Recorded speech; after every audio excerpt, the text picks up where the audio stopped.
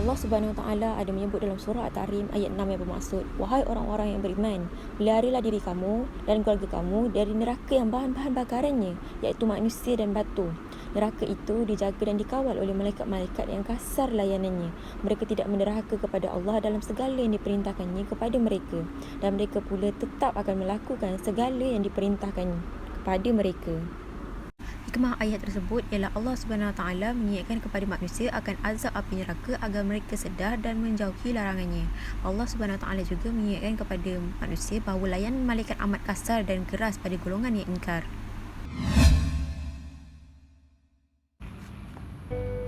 Assalamualaikum warahmatullahi wabarakatuh. Bersama saya Nur Ashura binti Kamarul Zaman, pelajar Politeknik Tuanku Said Sirajuddin semester 2, sesi Jun 2020. Video ini bertujuan untuk berkongsi perbincangan antara saya dan rakan-rakan saya yang bakal anda jumpa selepas ini mengenai isu Islam dan cabaran semasa. Baiklah, sebenarnya banyak isu Islam dan cabaran semasa, tapi yang menarik perhatian kami adalah isu gejala keruntuhan akhlak di kalangan pelajar. Okey, kenapa kami pilih tajuk ini? Kerana tajuk ini kami rasakan dekat dengan diri kami, iaitu sebagai seorang pelajar dan seorang remaja. Apakah yang dimaksudkan dengan gejala keruntuhan akhlak? Gejala keruntuhan akhlak ialah aktiviti ataupun perlakuan negatif yang dilakukan oleh segolongan masyarakat ataupun individu yang tidak mendatangkan keuntungan kepada sistem ataupun struktur ekonomi dalam sesuatu masyarakat ataupun negara. Malah ia mendatangkan kemudaratan kepada individu dan masyarakat sendiri. Amazing! Sebelum kita mendengar pengisian yang akan disampaikan oleh rakan-rakan saya, mari saya bawa anda lihat gejala keruntuhan akhlak yang kian merebak.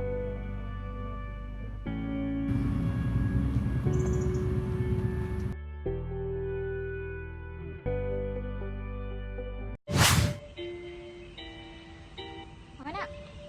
Aku bye. Itu tak bisa nak? Okay.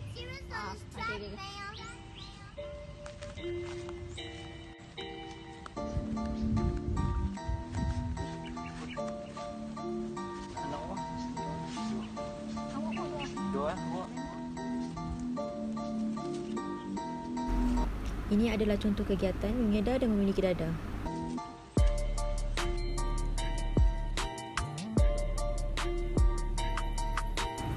Lihat, remaja perempuan ini tidak segan dan tidak kekok untuk mengisap rokok di tempat awam.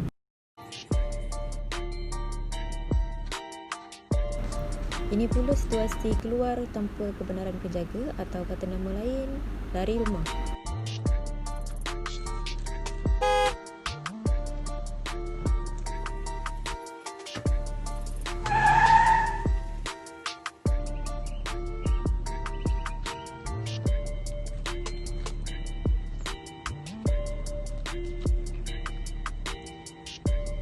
Ini adalah situasi menjalankan hubungan sesama jenis atau kata nama lain, lesbian.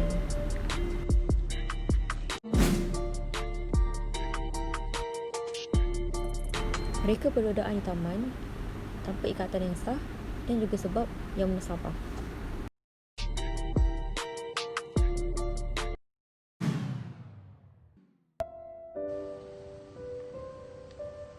Seperti yang dapat kita lihat dalam video yang dimainkan sebelum ini, berikut adalah jenis-jenis keruntuhan akhlak.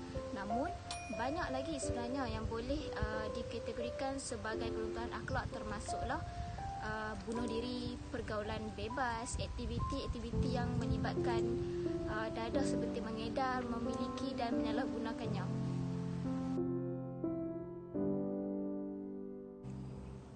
Berbalik pada isu utama yang akan saya kupaskan, iaitu isu pergaulan bebas yang bermaksud dalam pendirian Islam, pertemuan antara lelaki dan perempuan adalah tidak diharamkan.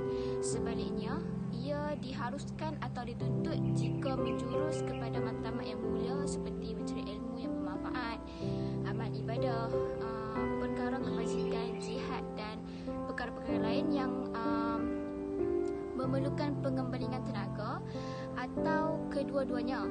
Namun, setelah meluaskan arus pemikiran barat dan seruan kebebasan wanita, pergaulan bebas pergaulan bebas telah digariskan oleh Al-Qaradawi dikategori sebagai keruntuhan akhlak, di mana wujudnya anak-anak yang tidak sah taraf, berebaknya pelbagai penyakit yang berbahaya seperti AIDS, HIV dan sebagainya. Seperti yang anda boleh lihat di dalam skrin, berikut adalah ayat Al-Quran tentang larangan perbuatan zina. Ayat ini terdapat dalam surah Al-Isra ayat 32 yang bermaksud, dan janganlah kamu mendekati zina, sesungguhnya zina itu adalah suatu perbuatan yang kecil dan juga suatu jalan yang buruk. Oleh itu, jelaslah bahawa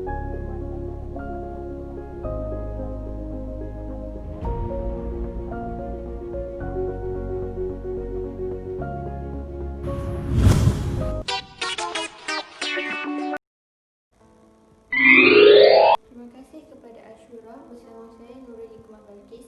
Antara punca berlakunya adalah pengaruh rakan sebaya. Rakan-rakan merupakan orang yang paling rapat. Kawan yang baik akan membimbing kepada kebaikan, namun jika tersalah pilih akan mempengaruhi perkara-perkara buruk. Selain itu, antara punca berlakunya gejala keruntuhan akhlak ialah kurang didikan ibu bapa.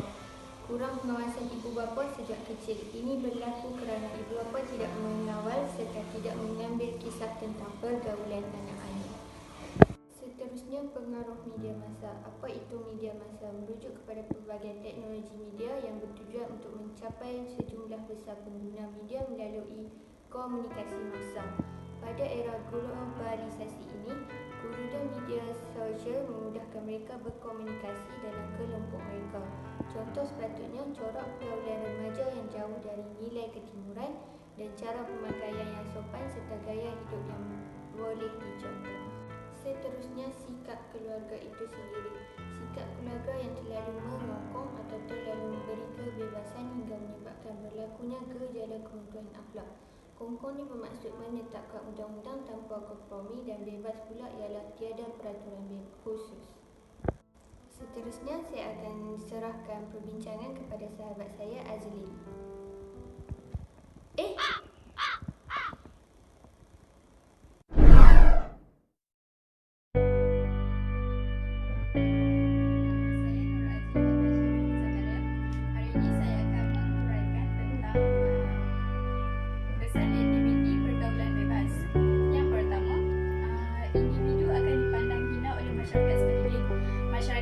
Memandang seseorang kemudian memulakan kelompok ini, malah lebih teruk melibatkan air muka penjaga tersebut.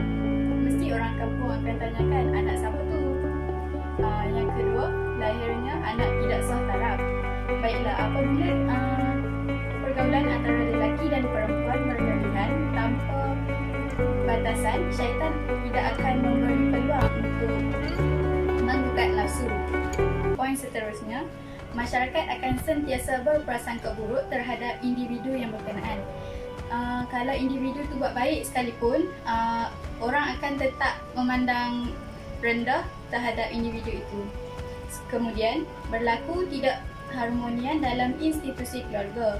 Apabila anak bermasalah, kemudian ibu bapa akan bertengkar antara satu sama lain dan akhirnya tercetus perceraian. Perceraian ini mungkin akan mengeruhkan lagi keadaan tersebut. Dan yang terakhir, tidak dinafikan jika tidak dibendung dengan cepat, kadar jenayah dalam kalangan remaja akan meningkat. Nampak tak bermulanya daripada satu isu kemudian mendorong kepada aktiviti jenayah yang lain. Banyak cara yang boleh digunakan untuk mengatasi masalah pergaulan bebas ini. Namun begitu, masyarakat sekeliling juga hendaklah memainkan peranan penting dalam hal yang demikian. Pada pandangan saya, seseorang individu juga haruslah memainkan peranan agar tidak terjebak ke dalam masalah pergaulan bebas, seperti mendekatkan diri kepada Allah melalui memperbanyakkan solat, zikir dan membaca Al-Quran. Selain itu Pemilihan rakan sebaya juga penting bagi seseorang individu tersebut agar tidak tersalah pilih rakan yang tidak baik lalu terjerumus dalam jurang pergaulan bebas ini. Pada pendapat saya, cara kedua untuk mengatasi masalah pergaulan bebas ialah peranan ibu bapa. Ibu bapa mestilah memberi perhatian dan didikan agama yang sempurna seperti membawa anak-anak ke majlis ilmu. Dengan itu, mereka dapat mengelakkan anak-anak dari terjebak dalam kejalan negatif serta dapat menimbulkan rasa insaf serta rendah diri. Yang ketiga ialah peranan kerajaan.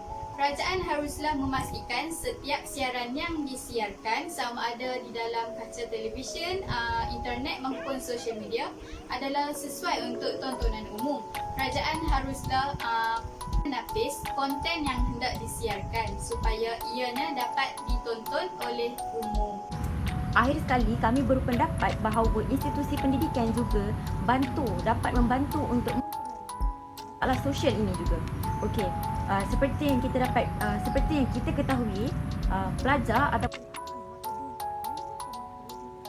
ataupun di institusi pendidikan untuk belajar berbanding.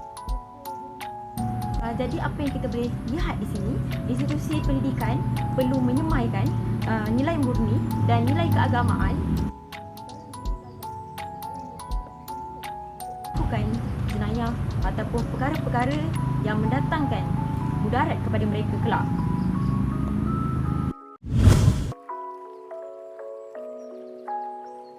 Bersama saya kembali. Di sini suka ingin saya kongsikan ataupun cara-cara yang betul pergaulan antara lelaki dan perempuan dalam Islam. Baiklah, yang pertama adalah pakaian hendaklah sentiasa menutup aurat dan sopan sebagaimana yang ditentukan dalam syarak. Yang kedua, pergaulan ataupun perjumpaan hendaklah bertujuan dalam urusan yang penting. Contohnya dalam mencari ilmu yang bermanfaat, urusan amal yang soleh, gotong royong ataupun perkara-perkara lain yang memerlukan banyak tenaga antara lelaki dan perempuan. Yang ketiga ialah menjaga tutur kata dan tingkah laku yang sopan. Maksudnya tak semestinya bila dah bercakap dengan lelaki tu kita yang perempuan perlu kasar lah, tak macam jaga tingkah laku dan perkataan. Yang keempat, tidak berdua-duaan antara lelaki dan perempuan tanpa disertai oleh mahram. Sebenarnya masa perjumpaan tu walaupun dikategorikan dalam perjumpaan yang bertujuan, hendaklah mempunyai mahram. Kiranya kena ada mahram lah yang temankan. Kerana apa? Untuk mengelakkan fitnah. Seperti yang anda boleh lihat di dalam skrin, ini adalah contoh-contoh keratan akhbar yang terjadi sendiri di dalam Malaysia. Okey, seperti yang kita boleh lihat, yang pertama adalah kes remaja hamil kronik. Juga pergaulan bebas menjadi punca utama. Yang kedua, seks menjadi hobi pada masa lapang. Yang ketiga, anak gadis hilang ikut teman lelaki. Baiklah, ini jelas bahawa perkara-perkara ini tidak lari daripada negara kita sendiri. Bukan sahaja di negara luar, malah di negara kita sendiri. Kesimpulan perbincangan kami ini ialah penzinaan antara lelaki dan perempuan di tempat-tempat sunyi akhirnya membawa kepada gejala buruk dan akhirnya akan merosakkan masyarakat. Sebuah bentuk hubungan kelamin tanpa ikatan sah suami dan isteri adalah dianggap sebagai zina. Bahaya dan akibat perbuatan zina amat besar sekali dan memberi kesan bukan sahaja kepada individu, malah terhadap masyarakat juga. Antaranya ialah perbuatan zina akan membunuh rasa malu. Walhal rasa malu amat penting dan merupakan sebuah perhiasan yang sangat indah bagi seseorang perempuan.